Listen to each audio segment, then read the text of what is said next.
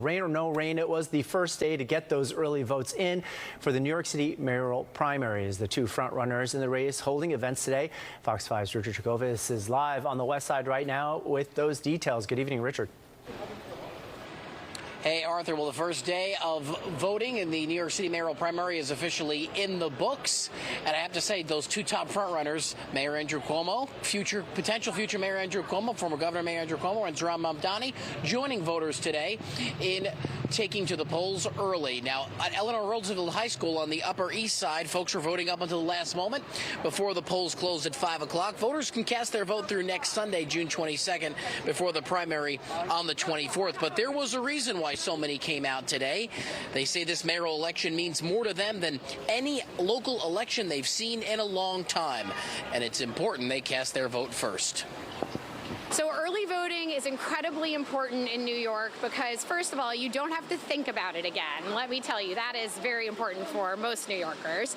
But it also helps make sure that there aren't long lines at the polls on Election Day, and especially when there's an election as important as the mayoral election this year. Meanwhile, the frontrunner in this race to become mayor of the country's largest city is former Governor Andrew Cuomo. Cuomo today picking up an endorsement from the Reverend Al Sharpton, who welcomed him to the National Action Network in Harlem. Sharpton has drawn criticism from another top mayoral candidate, as we mentioned, Zaran Mani, for supporting a white man rather than a black woman in an already crowded race. Cuomo today taking another shot at Mani and what he calls his rather short legislative record. You have to know how to make government work.